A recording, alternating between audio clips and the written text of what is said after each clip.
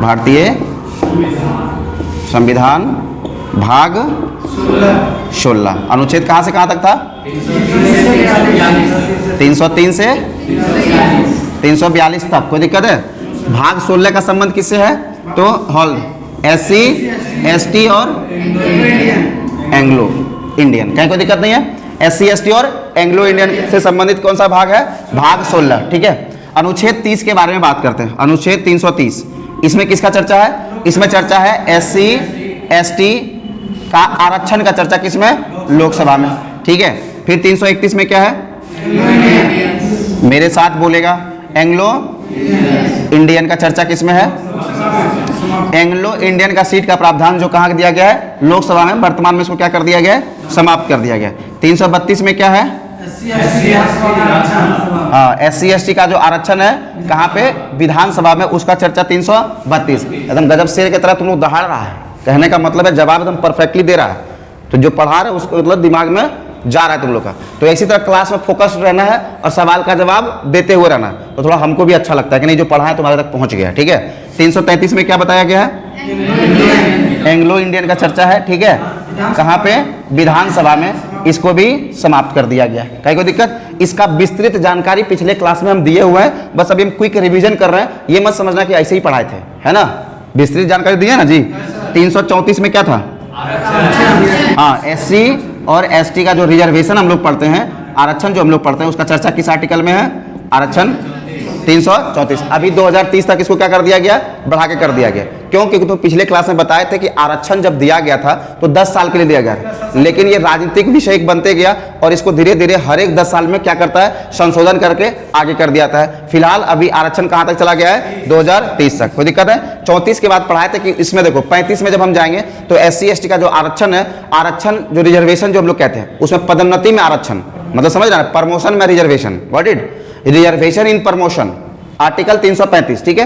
तो यही सब का छोटा छोटा चर्चा किया गया है जो हमारे लिए उतना इंपॉर्टेंट नहीं रहता है। इसके बाद इंपॉर्टेंट तुम्हारा था 338। क्या आता है? 338। 368 के बारे में क्या बताए थे? 368 में बताए थे कि SC आयोग के बारे में। क्या बताए थे? SC आयोग। ठीक है। SC आयोग का चर्चा किस अनुच्छेद में है? 338। इसका कॉम में क्या है? ST आयोग। कोई दिक्कत है? फिर आता है 340 में। कहाँ आता है? इसमें क्या है? OBC आयोग का चर्चा है। कोई दिक्कत है? फिर 341 कितना? 341 में क्या बताया गया है कि राष्ट्रपति के पास ये शक्ति है कि किसी भी जाति को वो SC घोषित कर सकते हैं। ठीक है। SC में वो घोषणा कर सकते हैं कि नहीं ये जाति SC के अंतर्गत आएगा। ठीक है। तो जाति को SC में देना, क्या देना? किसी भी जाति को SC कैटेगरी में देना, ये किसका काम होता है? राष्ट्रपति। किस आर्टिकल के थ्रू? 342 में किसी भी जाति को, ठीक है, किसी भी जाति को ST कैटेगरी में घोषित कौन कर सकता है? राष्ट्रपति कर सकता है। ठीक है। किस अनुच्छेद के थ्रू? 342।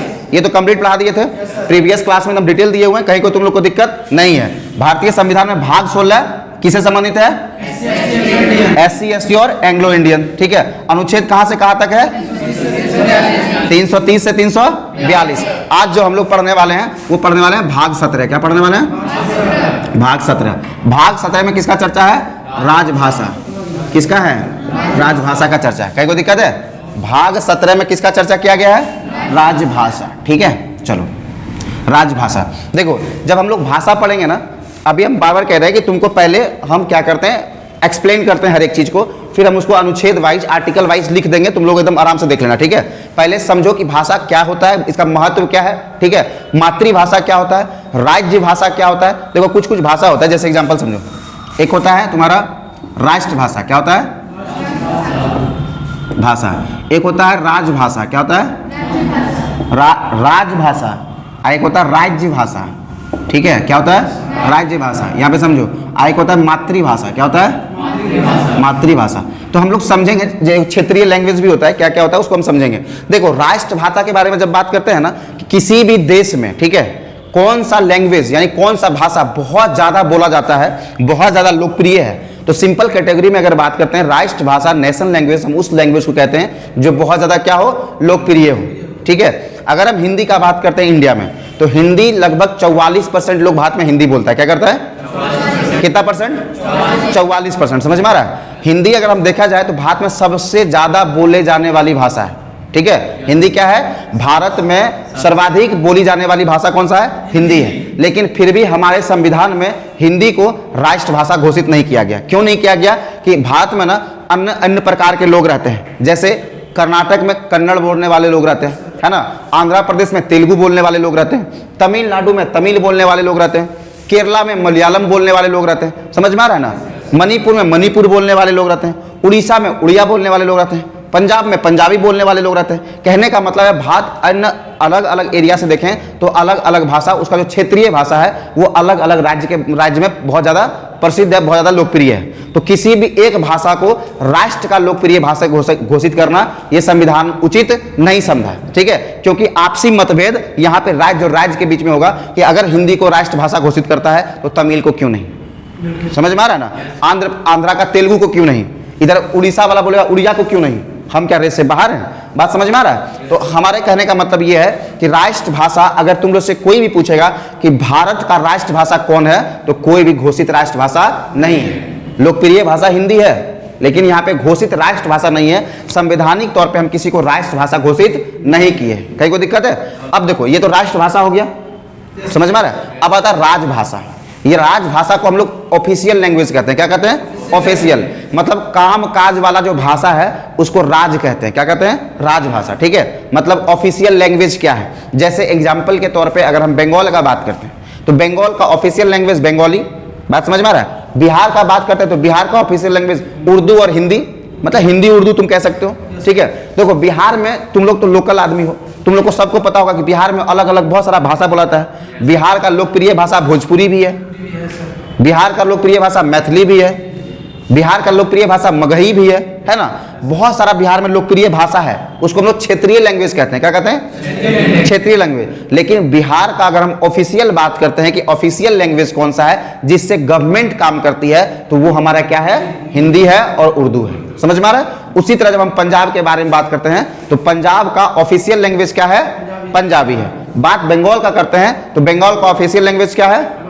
बंगाली है। बात अगर हम तमिलनाडु का करते हैं तो तमिलनाडु का ऑफिशियल लैंग्वेज क्या है? तमिल है। बात अगर हम आंध्र प्रदेश का करते हैं, बात अगर हम तेलंगाना का करते हैं तो ये दोनों स्टेट का ऑफिशियल लैंग्वेज क्या है? तेलुगु है। बात कर्नाटका का करेंगे तो कन्नड़ है। बात समझ में आ रहा है? कहने का मतलब है कि अलग अलग राज्य का अलग अलग ऑफिशियल लैंग्वेज हो सकता है। कहीं कोई दिक्कत? कोई दिक्कत? हम ना तुमको पपेट की तरह नहीं देखते कि तुम सर हिला के ऐसे से बस करते रहो, ये नहीं। मेरे को चाहिए वहां से आंसर। और जब तक बोलेगा नहीं ना, तुम्हारा हाइपोथैलेमस एक्टिव नहीं होगा, तेरा ज्ञानेंद्रिय नहीं खुलेगा। तो तुम सोचेगा कि हम ऐसे हिलाएंगे तो एग्जाम में जाके बस झूपना। यहाँ तो कम से कम सर हिला रहा है तो झुपाएगा। इसलिए बोल बोल के याद करना बहुत जरूरी है। जब हम रिकॉल करने बोलते हैं तो उधर से रिस्पॉन्स मिलना चाहिए। समझ में आ रहा है कि नहीं आ रहा है? ठीक है, तो राष्ट्रभाषा हम किसको कहते हैं? लोकप्रिय भाषा को। राजभाषा किसको कहते हैं? तो ऑफिशियल लैंग्वेज को, जिसमें वो देश, वो राज्य काम करता है जिस लैंग्वेज को, उसको हम लोग राजभाषा कहते हैं। ठीक है, काम काज का भाषा को राजभाषा। और राज्य भाषा क्या हुआ? अलग अलग स्टेट का अलग अलग राज्य भाषा हो सकता है। राजभाषा अलग नहीं। देखो जैसे तमिल का राजभाषा अलग हो गया, ठीक है। अब वहां पे क्षेत्रीय लैंग्वेज को राज्य भाषा कहते हैं। क्या कहते हैं? कोई भी स्टेट का क्षेत्रीय लैंग्वेज को राज्य भाषा कहते हैं। राज्य का मतलब बिहार का भाषा क्या है? एग्जाम्पल सुनो, बिहार का राज्य भाषा क्या है? तो हम क्या बोलेंगे? मगही बोल देंगे, भोजपुरी बोल देंगे, तुम्हारा मैथिली बोल देंगे। ये सब क्या है? राज्य भाषा है, क्षेत्रीय लैंग्वेज। लेकिन पूछेगा कि ऑफिशियल लैंग्वेज यानी राजभाषा क्या है? ये वाला राज, ठीक है, तब क्या बोलेंगे? हिंदी और उर्दू। ठीक है, बंगाल में जाएंगे तो वहां का बंगाली है। कुछ कुछ लोग हिंदी भी बोलता है कि नहीं बोलता है, लेकिन जब हम ऑफिशियल लैंग्वेज का बात करेंगे तो बंगाली है। जो क्षेत्रीय लैंग्वेज होता है उसको हम राज्य भाषा बोलते हैं। क्या बोलते हैं? और जो हमारा ऑफिशियल लैंग्वेज होता है जिसमें काम काज होता है उसको हम लोग राजभाषा कहते हैं। कहीं कोई दिक्कत है? अब मातृभाषा का मतलब भी होता है राज्य भाषा। क्या होता है? मातृभाषा का भी मतलब क्या होता है? राज्य भाषा। जैसे एग्जाम्पल के तौर पे समझो, जो बच्चा बंगाल में पैदा हुआ उसके लिए मातृभाषा क्या हो जाएगा? बंगाली। जो लड़का बिहार में पैदा हुआ उसके लिए मातृभाषा क्या हो जाएगा? नहीं कह सकते, हिंदी होगा। मातृभाषा का मतलब होता है लेकर क्षेत्रीय लैंग्वेज। कोई भाषा अगर नवादा वगैरह के क्षेत्र में पैदा हो गया तो उसको हम कहेंगे मगही, उसका मातृभाषा क्या हो गया? मगही। कोई अगर दरभंगा वाला क्षेत्र में पैदा हो गया उसको कहेंगे मैथिली, है ना। कोई अगर जमुई का क्षेत्र में हो गया तो यहाँ का हिंदी हो गया, क्योंकि जमुई के ज़्यादातर क्षेत्र में या तो खोरठा बोलता है या फिर हिंदी बोलता है, समझ में आ रहा है ना। तो हम लोग मातृभाषा केवल एक भाषा को लेकर नहीं चाहिए, देश का मातृभाषा समझेंगे तो हम हिंदी का बात करते हैं, लेकिन अलग अलग राज्य का मातृभाषा बोलेंगे तो वो लोकल एरिया को कहते हैं। ठीक है, समझ में आ रहा है कि लोकल एरिया में कौन सा लैंग्वेज बोला जाता है। बिहार में ही मातृ लैंग्वेज अलग अलग हो सकता है। ठीक है, जो नवादा का क्षेत्र हो गया मगही मातृ लैंग्वेज हो गया, समझ में आ रहा है। बच्चा पैदा होगा तो उसको मगही में बात करना सिखाएगा। मातृ लैंग्वेज का मतलब क्या होता है कि बिना कभी हम लोग ग्रामेटिकली हेल्प लिए हुए जो भाषा हम लोग घर से सीखते हैं, समझ में आ रहा है ना, घर के वातावरण से सीखते हैं, उसको लोग मातृ लैंग्वेज कहते हैं। तो ये भाषा समझ में आ गया, कोई दिक्कत है। अब इसको हम क्या करेंगे कि संवैधानिक तौर पे कैसे कैसे इसको सजाया गया है, किस आर्टिकल में, किस अनुच्छेद में, किसके बारे में चर्चा किया गया, इसको भी देखेंगे। लेकिन उससे देखने से पहले देखो, तुमको बताते हैं, भारत का अगर राष्ट्रभाषा पूछेगा तो कोई भी नहीं है, लेकिन भारत का जो राजभाषा है वो हिंदी को घोषित किया गया। क्या बोला गया? राजभाषा कौन सा है? इंडिया का राजभाषा कौन सा है? हिंदी, समझ में आ रहा ना। तो भारत का राजभाषा बोलेगा तो हिंदी, लेकिन अगर राष्ट्रभाषा बोलेगा तो संविधान किसी भी भाषा को राष्ट्रभाषा घोषित नहीं किया है। कोई दिक्कत है? तो राजभाषा हमारा कौन सा है? हिंदी है। ठीक है, कोई दिक्कत? अगर पूछे उप राजभाषा कौन है, मतलब सपोर्टिव उप लैंग्वेज, क्या बोलेगा? सपोर्टिव ऑफिशियल लैंग्वेज कौन सा है, तब बोलेंगे इंग्लिश। क्या बोलेंगे? भारत सरकार दो भाषा को अपना राजभाषा यानी ऑफिशियल लैंग्वेज घोषित किया है। एक हो गया तुम्हारा हिंदी जो मेन है, और एक है सपोर्टिव ऑफिशियल लैंग्वेज, कि जिस स्टेट में, जैसे एग्जांपल के तौर पे देखो, इंग्लिश कॉमन हो गया है, लगभग सब स्टेट में इंग्लिश बोला जाता है। तो बोला गया कि जिस स्टेट में हिंदी से काम नहीं चलेगा, जैसे तमिल वाले लोग होते हैं, वो अगर हिंदी को प्रॉपर नहीं समझ पाते हैं तो वहां पे गवर्नमेंट क्या करेगी? इंग्लिश में भेज देगी। क्या करेगी? लेकिन अगर तमिलनाडु का गवर्नमेंट सोचेगा कि नहीं हमको तमिल भाषा में बोले, तो वो सरकार नहीं करेगी, क्योंकि केंद्र सरकार का राजभाषा केवल हिंदी और सपोर्टिव राजभाषा केवल इंग्लिश है। ठीक है। अब अन्य स्टेट में, जैसे बंगाल की ममता बनर्जी है, अगर केंद्र सरकार से कोई मैटर मंगाती है तो केंद्र सरकार को नोटिस देती है तो उसको या तो इंग्लिश में देंगे या तो हिंदी में देंगे, बंगाली में नहीं देंगे। अगर ममता बनर्जी के पास हिंदी और इंग्लिश समझने का परख नहीं है, क्षमता नहीं है, तो वो क्या करेंगे? बंगाली ट्रांसलेटर को बैठाएंगे, अब बोलेंगे कि इस इंग्लिश वाला जो नोटिस आया है इसको बंगाल में ट्रांसफर करो, ट्रांसलेट करो, समझ में आ रहा है ना। तो वो अपना ट्रांसलेटर का यूज करेगी अपना खर्चा पे। कोई दिक्कत है? हाँ, लेकिन सरकार अगर नोटिस जारी करेगी या तो हिंदी और या तो इंग्लिश में जारी करेगी। कोई दिक्कत है? अलग देश का राजभाषा कौन है? हिंदी, और उप राजभाषा क्या है? इंग्लिश।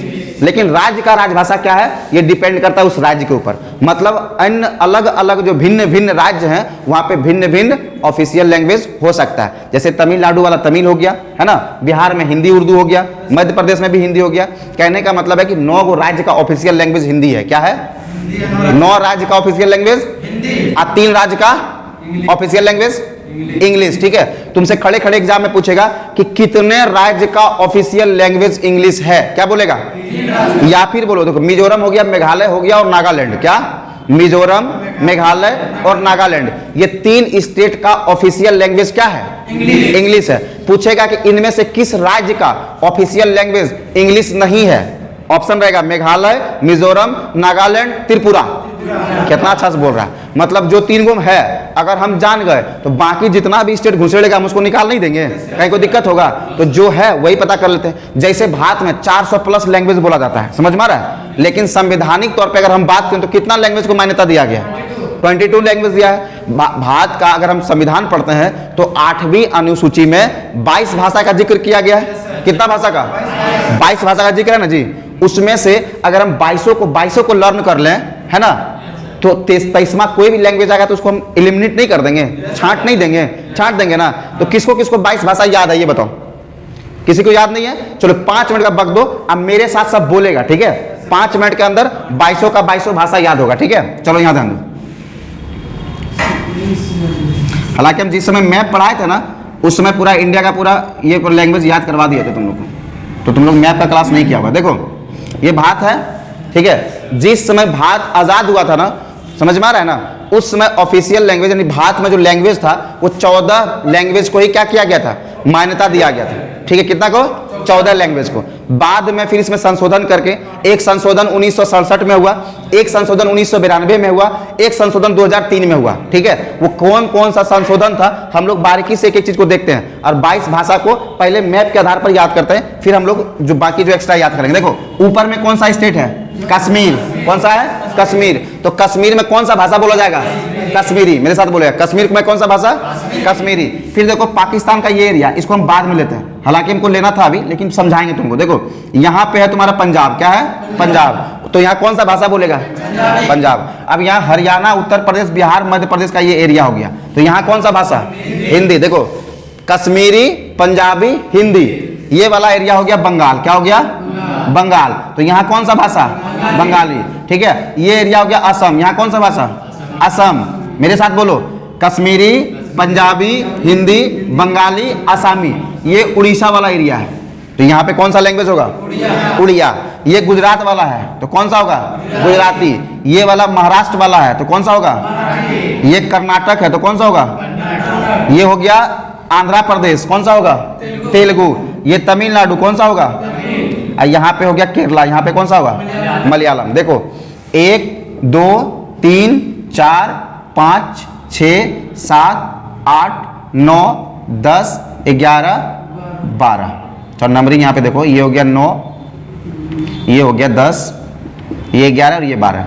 अभी कितना लैंग्वेज देख रहे हैं हम लोग? 12। लेकिन तुमको क्या बताए थे कि संविधान जब लिखा गया तो 14 लैंग्वेज को दिया गया, उसमें से एक हो गया उर्दू और एक संस्कृत हो गया। क्या हो गया? संस्कृत। अब टोटल 14 भाषा हो गया ना। देखो कश्मीरी, पंजाबी, हिंदी, बंगाली, आसामी, उड़िया, गुजराती, मराठी, कन्नड़, तेलुगु, तमिल, मलयालम। 12 भाषा मैप के अकॉर्डिंग, और 2 भाषा तुमको धर्म के आधार पर समझा दिए कि उर्दू और संस्कृत हो गया। ये हमारा ब्राह्मण धर्म हो गया, हिंदू सनातन धर्म हो गया, ये हमारा इस्लाम वाला हो गया। 2 धर्म के आधार पर हो गया। तो टोटल कितना लैंग्वेज था? 14 लैंग्वेज। जब भारत में संविधान बना था तो कितना लैंग्वेज को महत्व दिया था? 14। फिर बाद में 21वां संविधान संशोधन किया गया। कितना? 21वां संविधान संशोधन 1967। कितना? 1967। 67 का मतलब 67। कितना? 67। 21वां संविधान संशोधन 1967 में जो किया गया, उसमें सिंधी भाषा को, देखो पंजाब कश्मीर का ये वाला एरिया, पाकिस्तान का एरिया सिंध कहलाता है। क्या कहता है? सिंध। तो यहाँ पे सिंधी भाषा को दिया गया। ये हो गया हमारा 15वां लैंग्वेज। कितना हो गया? ठीक है। उसके बाद किया गया 71वां संविधान संशोधन। क्या किया गया? एकदम ध्यान से देखना। 71वां संविधान संशोधन 1992। क्या हो गया? 1992। इसमें जोड़ा गया नमक को। क्या जोड़ा गया? नमक मतलब आयोडीन कि दांडी मार्च? नहीं, ये नमक है नेपाली, मणिपुरी, कोंकणी। हम लोग सब भाषा का पहला लेटर को ले लिए। ठीक है, न से नेपाली, म से मणिपुरी और क से कोंकणी। ठीक है, तो ये 3 भाषा 71वां संविधान संशोधन 1972। इसमें एक भाषा, इसमें 3 भाषा। कहीं कोई दिक्कत है? 1992 में जो संविधान संशोधन था वो केमा था? 71वां था। उसमें क्या जोड़ा गया? नमक, नेपाली, मणिपुरी और कोंकणी। 3 भाषा जोड़ा गया। लास्ट हम लोग देखते हैं कि 4 भाषा को जोड़ा गया, वो था 92वां संविधान संशोधन 2003। कब था? तो भाषा से संबंधित ये 3 गो संविधान जो संशोधन हम दिखे हैं यहाँ पे, इसको तुमको याद रखना है। ठीक है, भाषा से संबंधित पहला संविधान संशोधन कब हुआ था? 1967। क्या नंबर का संविधान था भाई साहब? ठीक है, फिर दोबारा संविधान संशोधन कब किया गया? 92। केमा का संविधान संशोधन था। फिर 92 जो संविधान संशोधन है वो कब किया गया? कोई दिक्कत है? संविधान स्टार्टिंग में पहले 14 भाषा, अब बाद में फिर 8 भाषा को जोड़ दिया। 1 3 4 और 4 8। टोटल भाषा का संख्या 8। कितना हो गया? 22। कैसे याद करेंगे? तो मेरे साथ बोलेगा, कश्मीरी, सिंधी, पंजाबी, हिंदी। बोलो, कश्मीरी, बंगाली, असामी, उड़िया, गुजराती, मराठी, कन्नड़, तेलुगु, तमिल, मलयालम, उर्दू, संस्कृत, नमक, नेपाली, मणिपुरी, कोंकणी, और लास्ट का जो 4 भाषा था वो बोडो, डोंगरी, मैथिली और संथाली। समझ में आ रहा है? तो 22 का 22 भाषा हम लोग ऐसे याद करते हैं। जब तुम भी इसको प्रैक्टिस करेगा तो कैसे बोलेगा? देखो, कश्मीरी, सिंधी, पंजाबी, हिंदी, बंगाली, असामी, उड़िया, गुजराती, मराठी, कन्नड़, तेलुगु, तमिल, मलयालम, उर्दू, संस्कृत, नेपाली, मणिपुरी, कोंकणी, बोडो, डोंगरी, मैथिली और संथाली। एकदम एक सांस में तुम लोग बोल देगा with in 30 second. Got it. तो 2-3 बार प्रैक्टिस करना है। ये 22 का 22 भाषा, इसका चर्चा कहां पे किया गया है? 8वीं अनुसूची में। कहीं कोई दिक्कत है? कहां किया गया है? 8वीं अनुसूची में। अभी हम लोग पढ़ क्या रहे हैं? भाग 17। क्या पढ़ रहे हैं? भाग 17। यहां पे ये 22 भाषा का जिक्र नहीं है कि भाग 17 में जो हम लोग पढ़ रहे हैं भाई 343 से लेकर 351 तक, इसमें इसका जिक्र नहीं है। इसमें हम लोग भाषा का कैटेगरी को देखते हैं कि राष्ट्रभाषा क्या होता है, राजभाषा क्या होता है, राज्य भाषा क्या होता है, मातृभाषा क्या होता है, उसका कहां कहां यूज करना है, कैसे कैसे उसको आगे लेके जाना है, उसके बारे में चर्चा करते हैं। ठीक है, तो आर्टिकल वाइज देखते हैं हम लोग। अब चर्चा करें भाषा के बारे में, सब ज्ञान हो गया, कहीं कोई दिक्कत नहीं है। आर्टिकल वाइज देखते हैं हम लोग इसमें। देखो आर्टिकल 343 कितना? 343। इसको मिटा दें, ये पार्ट को मिटा दें, कोई दिक्कत? हाँ समझो, इस पार्ट को मिटा देते हैं, थोड़ा सा बहुत ज्यादा नहीं मिलता, इतना में भाषा पूरा कंप्लीट करा देंगे। चलो समझो, देखो आर्टिकल 343 क्या कहता है? आर्टिकल 343 कहता है कि केंद्र का जो राज्य भाषा है वो क्या होगा? केंद्र का मतलब संघ का राजभाषा का चर्चा किसमें है? आर्टिकल 343। संघ का राजभाषा, ठीक है, समझ में आ रहा है? संघ का राजभाषा का चर्चा किसमें है? 343, 343। फिर 344, इसमें क्या कहता है? संघ का जो है राजभाषा आयोग क्या है? इसमें सीधा लिखते हैं राजभाषा आयोग, ठीक है। इससे एकदम VVI सवाल पूछेगा, ठीक है। क्या सवाल पूछेगा कि प्रथम राजभाषा आयोग का अध्यक्ष कौन था? तो BG खैर थे। कौन थे? उसका फुल फॉर्म होता है बाल गंगाधर खैर। एगो बाल गंगाधर तिलक मत समझ देना, कंफ्यूजियाना एकदम नहीं है। उनका मृत्यु 1916-17 के आसपास ही हो गया था, समझ में आ रहा है? वो उसी समय शहीद हो गए थे। ये हम लोग चर्चा कब कर रहे हैं? तो हम लोग 1947 के बाद ना संविधान बना था जी। खैर अभी समझो, राजभाषा का आयोग का पहला अध्यक्ष कौन थे? BG खैर थे, मतलब बाल गंगाधर खैर। राजभाषा जो है हिंदी घोषित किया गया, कब किया गया? तो 14 सितंबर, हिंदी दिवस कब मनाते हैं लोग? 14 सितंबर की 14 नवंबर, 14 सितंबर 1949, ठीक है। उसी दिन आयंगर फॉर्मूला के तहत, कौन सा फॉर्मूला? आयंगर फॉर्मूला के तहत 14 सितंबर 1949 को हिंदी को भारत का राजभाषा घोषित कर दिया गया। क्या कर दिया गया? ठीक है, आयंगर फॉर्मूला बोलेगा, ठीक है। आयंगर सूत्र बोल देगा, नहीं समझ में आएगा तो, ठीक है। आयंगर आयोग भी बोल सकता है, तुम लोग क्वेश्चन के अकॉर्डिंग देखना। आयंगर फॉर्मूला के आधार पर 14 सितंबर 1949 को पहली बार भारत का जो राजभाषा है हिंदी को अपना लिया गया, ठीक है। समझ में आ रहा है? तो राजभाषा से संबंधित आयोग कौन सा हो गया? आयोग, आयंगर आयोग। समझ में आया? इसी का सिफारिश किया गया 14 सितंबर 1949 को कि हिंदी को भारत का राजभाषा घोषित किया जाए, राष्ट्रभाषा नहीं। देखो राजभाषा ऑफिशियल लैंग्वेज, ऑफिशियल लैंग्वेज इसके कहने पे ही घोषित किया गया, ठीक है। मेरी पूरी बात सुनो। सबसे पहले हिंदी को राजभाषा के रूप में मांग कौन किया था? ये क्या था? बाल गंगाधर तिलक। कौन किए थे? समझ में आ रहा है? कितने दूरदर्शी व्यक्ति थे, वो जानते थे। देखो बाल गंगाधर तिलक बेसिकली महाराष्ट्र से बिलोंग करते थे। कहां से करते थे? महाराष्ट्र से। तो उनका अगर स्वार्थ रहता, अगर वो स्वार्थ के पीछे जाते तो बोलते मराठी को ऑफिशियल लैंग्वेज घोषित किया जाए, है ना। लेकिन वो क्या बोले कि नहीं, हिंदी को ऑफिशियल लैंग्वेज घोषित किया जाए। समझ में आ रहा है? तो सबसे पहले क्वेश्चन पूछेगा कि हिंदी को राजभाषा के रूप में मांग कौन उठाए थे पहली बार? तो कौन उठाए थे? बाल गंगाधर तिलक। कहीं कोई दिक्कत है? चलो उसके बाद तुमसे पूछा जाएगा कि हिंदी को राष्ट्रभाषा घोषित किया जाए, इसका मांग कौन किया था? तो नर्मदा जी किए थे। कौन किए थे? नर्मदा जी। एक महिला का नाम है, गंगा नदी या नर्मदा नदी नहीं समझ जाना यहाँ पे, ठीक है। एक महिला का नाम था नर्मदा, वही पहली बार हिंदी को एज ए राष्ट्रभाषा के रूप में मांग किया गया था। समझ में आ रहा है? कोई दिक्कत? मांग की थी, घोषित नहीं हुआ है। पूरा कहानी को एकदम ध्यान सुनो, ठीक है। क्या क्या था? नर्मदा जी डिमांड किए थे कि हिंदी कैसा होना चाहिए? नेशनल लैंग्वेज होना चाहिए, ठीक है। लेकिन उनका मांग को नहीं स्वीकारा गया और बाल गंगाधर तिलक का मांग को स्वीकार कर लिया गया। किस फॉर्मूला के आधार पर? तो आयंगर फॉर्मूला के आधार पर। समझ में आया? इसमें बहुत सारा बहस हुआ कि हिंदी को ही राजभाषा क्यों घोषित किया जाए, तमिल को क्यों नहीं किया जाए, क्योंकि तमिल एक तुम्हारा क्लासिकल लैंग्वेज में भी आता है। क्लासिकल लैंग्वेज क्या होता है वो भी आज ही खत्म कर देंगे, ठीक है, समझा देंगे, थोड़ा सा पेशेंस रखना, ठीक है।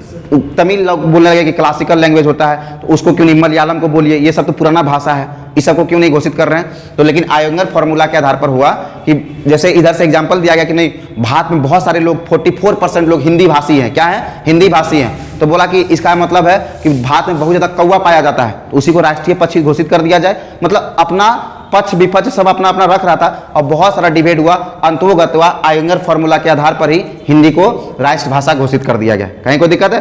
कब किया गया? 14 सितंबर 1949 को। समझ में आया? वही 14 सितंबर को हम लोग हिंदी दिवस के रूप में मनाते हैं। समझ में आया? अब ये समझो 344 हो गया, उसके बाद 345 क्या आता है? 345 इसमें है राज्य का राजभाषा। क्या है? राजभाषा। ठीक है, अलग अलग राज्य का अलग अलग राजभाषा हो सकता है। समझ में आ रहा है ना? तुमको पहले भी बता दिए थे कि कैसे कैसे हो सकता है राजभाषा, तो कंप्लीट तुम लोग को पढ़ा दिए थे, कहीं कोई दिक्कत इसमें नहीं है। 346 में कहता है पत्राचार। क्या कहता है? पत्राचार। पत्राचार का मतलब होता है कम्युनिकेशन। क्या होता है? Communication. Communication in the sense, example एकदम समझना एकदम आराम से, यहाँ से एकदम पेशेंस रखने की जरूरत है, क्योंकि लैंग्वेज है, बार बार पढ़ाएंगे नहीं। ठीक है, देखो पत्राचार यानी कम्युनिकेशन क्या होता है? तो कम्युनिकेशन इन द सेंस कि हम अगर किसी से बात करते हैं तो उसको कम्युनिकेशन कहते हैं। तो हम लोग आपस में जैसे नॉर्मली यहाँ से बिलोंग करते हैं तो हिंदी में बात करते हैं, कहीं कोई दिक्कत नहीं होता है। लेकिन कोई बंगाली आके यहाँ हमसे बात करता है तो वो तो अपना बंगाली में बात करेगा, हम हिंदी में बात करेंगे, ना वो मेरा समझ पाएगा और ना ही हम उसका समझ पाएंगे, है ना? उसी तरह बोला गया स्टेट का पत्राचार के बारे में बताया गया। क्या बोला गया? स्टेट, कि स्टेट का जो पत्राचार है वो कैसा होगा? सेंट्रल का पत्राचार में होगा। क्या होगा? सेंट्रल का जो राजभाषा है। क्या है? ठीक है, अलग अलग इसे, जैसे बंगाल का राजभाषा बंगाली है, अब बिहार का क्या है? हिंदी है और उर्दू है। आपस में जब बात करेगा ना तो बिहार वाला तो ऑफिशियल लैंग्वेज हिंदी है, अब भारत का भी ऑफिशियल लैंग्वेज हिंदी है, तो बिहार वाला क्या करेगा? हिंदी में भेज देगा। समझ में आ रहा है? लेकिन अगर बंगाल को कोई नोटिस बिहार भेजना होगा वो बंगाली में नहीं भेजेगा, वो किस में भेजेगा? या तो हिंदी या तो इंग्लिश। समझ में आ रहा है ना? चूंकि बोला गया है 346 में कि पत्राचार जो होगा दो अन्य स्टेट के बीच में या अलग अलग स्टेट के बीच में, जैसे महाराष्ट्र में कौन सा लैंग्वेज यूज होता है? मराठी। महाराष्ट्र का ऑफिशियल लैंग्वेज मराठी, बंगाल का ऑफिशियल लैंग्वेज बंगाली। अब देखो महाराष्ट्र और बंगाल में जब आपस में भिड़ंत होगा, कोई भी चीज को लेकर नोटिस देना होगा या फिर कोई चीज इंफॉर्मेशन शेयर करना होगा, तो बंगाल वाला गवर्नमेंट मराठी लैंग्वेज में नहीं भेजेगी, या तो हिंदी में भेजेगी या इंग्लिश में भेजेगी। महाराष्ट्र वाला जो सरकार है उसको अगर भेजना पड़ेगा कहाँ पे? बंगाल को नोटिस, तो वो बंगाली में नहीं भेजेगा, वो इंग्लिश में भेजेगा और ना ही या तो हिंदी में भेजेगा। ठीक है, यानी पत्राचार के रूप में दो स्टेट के बीच में जो पत्राचार होगा उसमें किसका लैंग्वेज का इस्तेमाल किया जाएगा? हिंदी या तो इंग्लिश। कहीं कोई दिक्कत है? चलो उसके बाद देखो फिर आता है 348। 47 में कुछ खास नहीं है, फिर आएगा 348। कितना आएगा? हाँ 348। 348 में क्या बोला गया है कि सुप्रीम कोर्ट और हाई कोर्ट का जो लैंग्वेज होगा ना, जो ऑफिशियल लैंग्वेज होगा वो अंग्रेजी होगा। क्या होगा? तो इसमें क्या है? सुप्रीम कोर्ट और हाई कोर्ट का लैंग्वेज का चर्चा है कि इसका लैंग्वेज कैसा होगा। सर ये अंग्रेजी क्यों रखा गया है ना? इसमें अलग, जैसे कोई व्यक्ति है बिहार में काम कर रहा है ना, तो बिहार में अगर जो काम कर रहा है उसको तो हिंदी इंग्लिश आता होगा या हिंदी तो आता होगा क्योंकि ऑफिशियल लैंग्वेज है। अब उसका ट्रांसफर हो जाएगा केरला, अब वहां जाके वो मलयालम में जजमेंट कैसे देगा? नहीं दे, पॉसिबल नहीं है। तो उसके लिए कॉमन लैंग्वेज रखा गया कि इंग्लिश। क्या रखा गया? इंग्लिश। तब उसमें क्या हुआ कि ट्रांसफर में दिक्कत नहीं हुआ। कोई व्यक्ति अगर समझो बंगाल में 10 साल काम किया है, अब उसका ट्रांसफर महाराष्ट्र में हो गया, तो इंग्लिश वो बंगाल में भी बोलता था, इंग्लिश वो महाराष्ट्र में भी बोलेगा, उसके लिए कोई दिक्कत होगा। लेकिन पता चला कि कोई बंगाली बंगाल में हाई कोर्ट का जज बना हुआ है, अब उसका ट्रांसफर हो गया मुंबई हाई कोर्ट में, तो बताओ वहां पे उसको मराठी कैसे बोलना पड़ेगा? कैसे बोलेगा? उसको तो पता नहीं है ना? अब सब 22 लैंग्वेज को जानेगा तब ना पॉसिबल होगा। इसीलिए कॉमन लैंग्वेज सुप्रीम कोर्ट और हाई कोर्ट का घोषणा कर दिया कि सुप्रीम कोर्ट और हाई कोर्ट का लैंग्वेज कैसा होगा? तो सुप्रीम कोर्ट और हाई कोर्ट का लैंग्वेज होगा तुम्हारा अंग्रेजी। किस आर्टिकल में है? 348। कहीं कोई दिक्कत है? भाई साहब किस आर्टिकल में है? 348। किसका चर्चा है? सुप्रीम कोर्ट और हाई कोर्ट का लैंग्वेज। कहीं कोई दिक्कत है? तो सुप्रीम कोर्ट और हाई कोर्ट का लैंग्वेज का चर्चा बोलेंगे तो किस अनुच्छेद में है? 348। लैंग्वेज कौन सा बताया गया है? अंग्रेजी। क्यों बताया गया है? क्योंकि अंग्रेजी कॉमनली ऑलमोस्ट कमो बेस सब स्टेट में बोला जाता है। ठीक है, कहीं ज्यादा कहीं कम, है ना? लेकिन इसी में एक चीज और बताया गया है कि आपका लैंग्वेज अंग्रेजी हो सकता है, लेकिन कोई भी कल्पिट, कोई भी दोषी व्यक्ति, ठीक है, अगर किसी भी जगह पे वो थाना में हो या कोर्ट में हो, ठीक है, अगर थाना एफआईआर नहीं लेता है तो हमारे पास अधिकार है, हम एफआईआर कोर्ट में भी जाके करा सकते हैं। समझ में आया? तो कोई भी भाषा में, इवन वो क्षेत्रीय भाषा में भी अगर अपना रिपोर्ट लिखवाता है तो आपको रिपोर्ट लिखना पड़ेगा। समझ में आ रहा है? लैंग्वेज इसका क्या दे दिया है? अंग्रेजी। समझ में आ रहा है? लेकिन यहाँ पे एक चीज और दे दिया कि कोई भी क्षेत्रीय व्यक्ति अगर अपना रिपोर्ट क्षेत्रीय भाषा में लिख के देता है तो आपको एक्सेप्ट करना पड़ेगा, है कि नहीं। तो अब क्या लोकल को केस करने में दिक्कत होगा? इन्हें कि अंग्रेजी भाषा दे दिया तो हम नहीं पूछेंगे, ऐसा कोई दिक्कत नहीं है। तुम केस जिस भाषा में करेगा उस भाषा में केस को वो क्या करेगा, एक्सेप्ट कर लेगा, स्वीकार कर लेगा, कहीं कोई दिक्कत नहीं है। चलो इसके बाद देखो VBI आर्टिकल होता है 350 का क, क्या होता है 350 का क। इसमें बोला गया है कि जितने भी बच्चे हैं सबको प्राथमिक शिक्षा जो है ना वो मातृभाषा में दिया जाएगा। क्या दिया जाएगा? मातृभाषा में। मातृभाषा का मतलब उसका लोकल लैंग्वेज जो है, ठीक है, मदर टंग जिसको हम लोग कहते हैं। जैसे कोई बच्चा अगर दरभंगा साइड में पैदा हुआ तो वहां उसका मैथिली उसका मदर टंग हो जाएगा, मातृभाषा क्या हो जाएगा, मैथिली हो जाएगा, नहीं हो जाएगा। तो ऐसा बोला गया है कि कोई भी बच्चा को प्राथमिक शिक्षा जो है उसका मदर टंग में दिया जाएगा, मातृभाषा में दिया जाएगा, कहीं कोई दिक्कत है लोकल लैंग्वेज में। तो बहुत सारे स्कूल में देखता होगा कि 1 से 5 तक का जो बच्चा है ना उसको भोजपुरी में पढ़ा देता है, बंगाल में जाएगा तो देखेगा बंगाली में पढ़ा देता है कि नहीं, अलग अलग स्टेट में जाएगा तो क्षेत्रीय भाषा को यूज कर लिया आता है, समझ में आ रहा है, बहुत सारा देखेगा। तो वो क्या है, मातृभाषा। किस अनुच्छेद में कहा गया है? एकदम VBI है, एकदम ध्यान रखना, समझ में आ रहा है। अक्सर सवाल पूछता है कि किस अनुच्छेद के तहत प्राथमिक बच्चों को प्राथमिक शिक्षा उसके मातृभाषा में यानी मातृ लैंग्वेज में दिया जाएगा, वो क्या कहाँ कहता है? 350 का को, ठीक है। अब 351 इसका वो VBI है, कितना? 351 क्या कहता है? 351 कहता है कि केंद्र सरकार का यह जिम्मेदारी होगा कि हिंदी जो राजभाषा है उसको आगे बढ़ाएं, उसका प्रचार प्रसार करें या फिर उसका संरक्षण करें, समझ में आ रहा है। तो तुम देखेगा कि हिंदी दिवस वगैरह जो होता है ना बहुत धूमधाम से पूरा भारत मनाता है और उसमें मंत्री लोग सब जाके पार्टिसिपेट करेगा। क्यों? क्योंकि आर्टिकल 351 में एकदम मेंशन कर दिया है कि हिंदी राजभाषा का प्रचार प्रसार जो है संघ सरकार करेगी, केंद्र सरकार करेगी, कहीं कोई दिक्कत नहीं है। उसका संरक्षण कौन करेगी? केंद्र सरकार करेगी, समझ में आया, कोई दिक्कत? इधर हम लोग ऑफिशियल सब कुछ देख लिए, किस अनुच्छेद में क्या क्या है। 22 भाषा का चर्चा भी हम लोग देख लिए कि 8वीं अनुसूची में है। कौन कौन सा है? कश्मीरी, सिंधी, पंजाबी, हिंदी, बंगाली, असमी, उड़िया, गुजराती, मराठी, कन्नड़, तेलुगु, तमिल, मलयालम, उर्दू और संस्कृत, फिर नेपाली, मणिपुरी, कोकनी, बोडो, डोंगरी, मैथिली और संथाली। ये 22 भाषा का चर्चा अनुसूची हमारा 8वां में किया गया। और हम लोग जो पढ़ रहे थे अभी राजभाषा के पढ़ रहे थे वो भाग 17 अनुच्छेद 343 से लेके 351 तक। तो 351 तक हम लोग कंप्लीट कर दिए, टोटल अनुच्छेद 22, कहीं कोई दिक्कत नहीं है। अब कुछ आता है क्लासिकल लैंग्वेज। क्या आता है? क्लासिकल लैंग्वेज, ठीक है। तो क्लासिकल लैंग्वेज किसको बोला गया भाई साहब, है ना? क्लासिकल लैंग्वेज क्या होता है, ठीक है, जानना पड़ेगा। तो क्लासिकल लैंग्वेज बोला गया कि जो भाषा 1500 ईसा पूर्व से पहले बोला जाता था, समझ में आ रहा है, उसको क्लासिकल लैंग्वेज घोषणा किया जाएगा, समझ में आ रहा है। 1500 ईसा पूर्व, अभी हम लोग 2023 में चल रहे हैं, अब 1500 ईसा पूर्व का बात कर रहा है, मतलब जो भाषा लगभग 36-3800 पुराना है उसको क्लासिकल लैंग्वेज के श्रेणी में रखा गया, समझ में आ रहा है। तो क्लासिकल लैंग्वेज में कौन कौन सा भाषा होता है सुरेंद्र, बोलो कौन कौन सा होता है? हाँ, तमिल, मलयालम। पेशेंट हो तुम, हमको पता है ना, ठीक है, कहीं कोई दिक्कत नहीं है। 6 को क्लासिकल लैंग्वेज होता है जिसमें से कि 4 को दक्षिण भारत का आता है, ठीक है। कन्नड़ हो गया, तेलुगु हो गया, तमिल हो गया, मलयालम, 4 को दक्षिण भारत से होता है। संस्कृत होता है। कहने का मतलब है ये 6 को जो हम लोग क्लासिकल लैंग्वेज पढ़ते हैं इसका कंप्लीट जानकारी ऐसे भी तुमको बता ही दी है, ठीक है। संस्कृत होता है, कन्नड़ होता है, तेलुगु होता है, तमिल होता है और मलयालम होता है। दक्षिण भारत का 4 भाषा जो हम लोग अभी पढ़े थे ना, कन्नड़, तेलुगु, तमिल, मलयालम, ये सब क्या है? क्लासिकल लैंग्वेज हो गया। और एक संस्कृत और उर्दू हो गया। कहने का मतलब 6 क्लासिकल लैंग्वेज है। कितना है? 6 क्लासिकल लैंग्वेज टोटल है। और टोटल आज भाषा के बारे में हम लोग कंप्लीट जानकारी लिए। अगले क्लास में हम लोग क्या पढ़ेंगे? भाग 18 के बारे में पढ़ेंगे, ठीक है। भाग 18 का संबंध किससे है? तो राष्ट्रीय आपात से संबंधित है। किससे है? राष्ट्रीय आपात।